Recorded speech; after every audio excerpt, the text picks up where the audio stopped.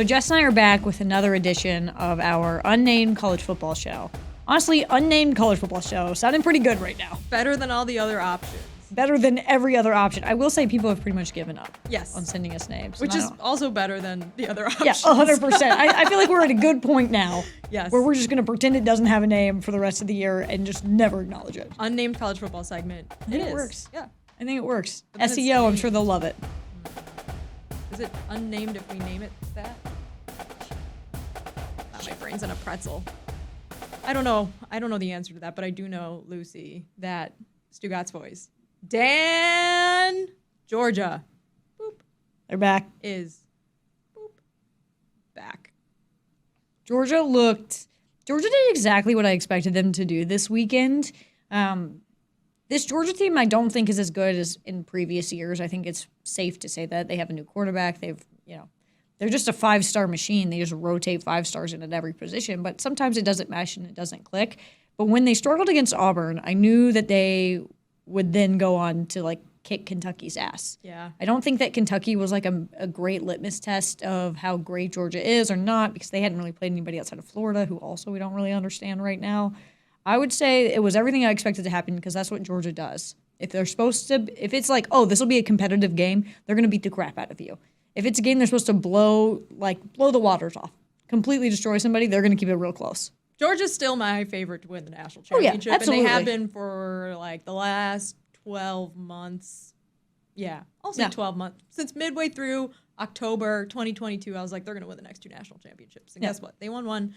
They're still the favorite to win the next. We talked a lot about the Red River rivalry on Goal Against Mighty this week, so maybe you don't need to recap that. People should check it out, though, if you want to hear more of this segment. We basically did a 30-minute version of it on the Goal Against Mighty show, which you can catch wherever you find your podcasts. It's also on YouTube. But Lucy, we didn't get to talk too much about the USC-Arizona game, which was one of the funnier. I don't want to call it a stinker. The ending was the ending could have been great. Arizona had an opportunity to really put the nail in the coffin, and then instead they let USC with the Heisman winning quarterback Caleb Williams come back and win the game. But this was to me, one of the better games of the night in terms of back and forth competition all the way throughout the game. And it shouldn't be, just in the sense of talent alone. USC should wipe the floor with Arizona every time they play. But it's something that you have pointed out so well since the beginning of the year, that if you're just watching Lincoln Riley, you're not going to see any defense. He doesn't care about it. He doesn't want to care about it. He's going to ignore it for as long as he possibly can, to the point where people are blaming Alex Grinch, which they should, and they should blame Lincoln Riley as well. And the players are like, no, it's our fault. It's our fault. No, it's not. Bestie, it's not you. It's not them. You, it's them. I agree. It's them. I agree. And the USC fans are freaking out now because they're about to play the meat of their schedule, the toughest teams on their schedule, the really good Pac-12 competition with these high-powered, high-flying offenses. And it's a question mark. Arizona's the best team USC's played this season, and it went to 3 overtimes. And they only won, I think, because Jed Fish doesn't know the overtime rules. So I don't think anyone does. Can we take 5 minutes? Maybe not that long, because we don't have that much time left in the segment already. We're halfway through somehow. Yeah. Take 1 Goes minute. quick. Lucy, what are the college football overtime rules? Because they changed before last season. Now you have to go for 2 in the second overtime if you score a touchdown, and in the third overtime onward, you can't score touchdowns. You just are doing 2-point conversions. Yes, you explained it well. I believe this was a product of LSU Texas A&M. Yes, going which into was a great. It was a 9 awesome overtime game, and it was a 7-hour-long game. But they were like, we can't make college football players play 7-hour-long football games. And then we went to the product of that was Penn State, Illinois 2 years ago, where you had I think it was a 6 or 7 overtime game where I don't think either team got in the 20s. It was bad. It was an incredibly low-scoring game. I think the big thing that people don't understand about these overtime rules is, so in the beginning, the first overtime is normal than it's what you would normally expect an overtime to be. You can go for 2. Yeah. In that situation and win the game. Correct. I don't know why coaches are not doing that. So that was what Jed Fish didn't seem to realize, because if they had gone for 2, so the other thing that I don't think, I think realized this during the Colorado State game this year. It's not alternating possessions. It's not like Arizona goes, USC goes, Arizona goes, USC goes. It's alternating choice. So USC elects to go first, then Arizona goes, and then Arizona will go again, and then USC goes. So if USC, and I can see why this maybe sounds complicated if you're confusing. listening. It is a little confusing. If USC goes and they score a touchdown and kick an extra point, and then Arizona scores, and they have the choice, right? You either kick an extra point and tie it, or you go for 2 and you win the game. Or you go, you kick the extra point, you're tied. Now you have to go again, and in the second overtime, you still have to go for 2 because that's the new rule. So instead of doing the 2-point conversion in the first overtime and that's it, that's the end of the game, they kicked the extra point and gave USC the opportunity to then go in the second overtime and win it, which they still didn't do. If you're a dog like the way Arizona was in that game, where like USC's defense is bad, but I think we can all say that USC is way more talented than Arizona is, there's no reason you shouldn't just go for 2 in the beginning. Just seal the deal, go after the win, because I don't think that Arizona, and they didn't, you're not going to survive multiple overtimes against Caleb Williams. That's just not going to happen. I feel like when the NCAA came together, the rules committee, and they said, let's put this overtime together, someone rose their hand and said, how can we make this as difficult as possible? And they were like, yes. Confusing and silly. Make it make no sense. The best defense for what Arizona did was like, did you see the 2-point play they drew up? It wasn't very good. That's probably why they didn't go for 2 earlier. And you know what? I respect that. So there's a little overtime review for you. It's a little confusing. It's very confusing. USC's got Notre Dame this weekend. Yeah, I think a weird one. It's going to be weird. You've told me the weather's going to be terrible. It might rain all day and then stop for the game, but we'll see about that. I think rain probably favors Notre Dame. Absolutely. They're a 2.5-point favorite right now. I think just because USC's defense is so bad, and Notre Dame has had like a really, really tough stretch and lost 2 of their last 3 games against ranked opponents in these primetime games where everyone's watching. And so they need to be able to figure it out on their offense against a bad defense, or else this is not a 9 or 10 win team. Like, this is very much an 8-win team if they can't figure that out, if at best.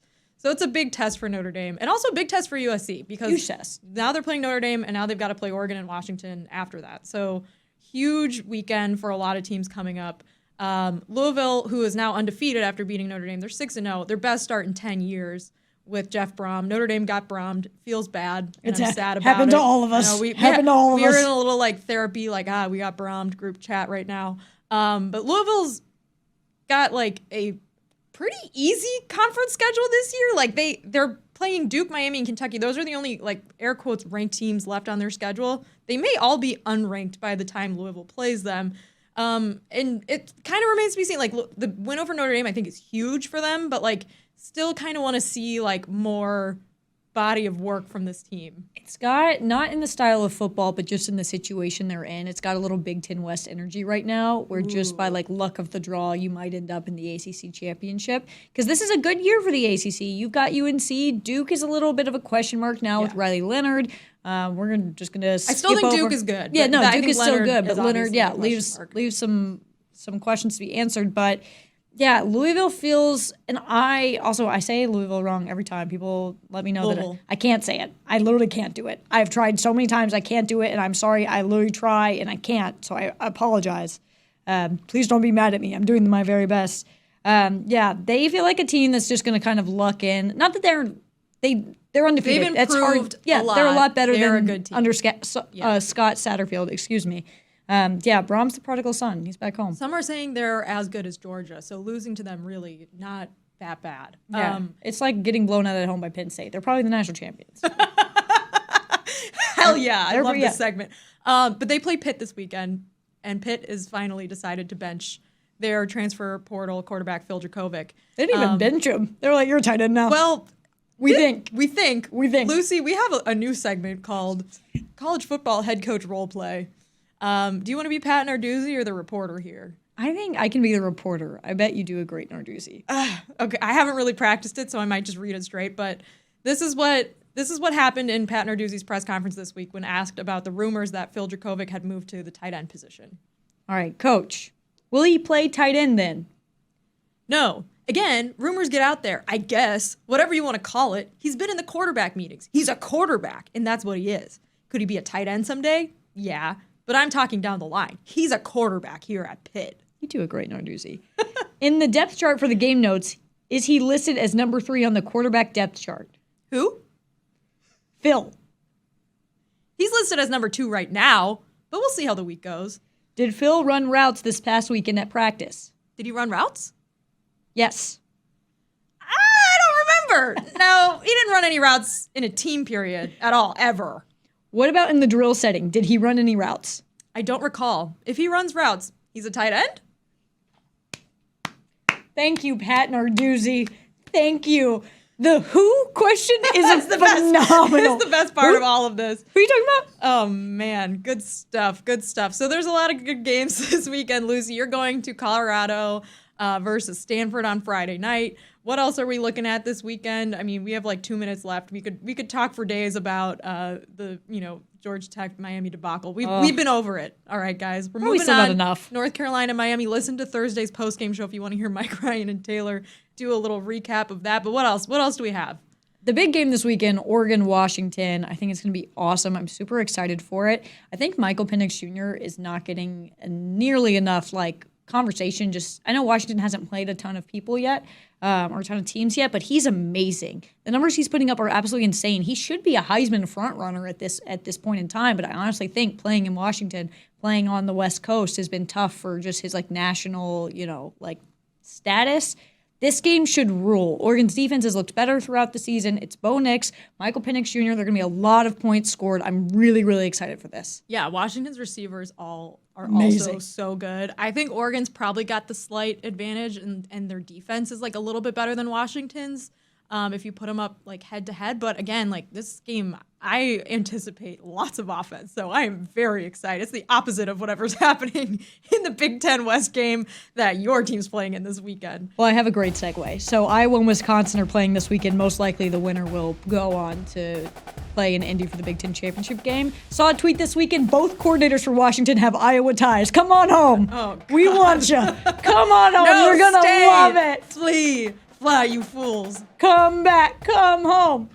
It's going to be a fun weekend. We also got UCLA and Oregon State. So UCLA, big Pac-12 really impressive weekend. last weekend against Washington State. We're going to learn a lot about the Pac-12 this weekend. Thank God. Putting that on the record right now. I don't know what we're going to learn, but we're going to learn something.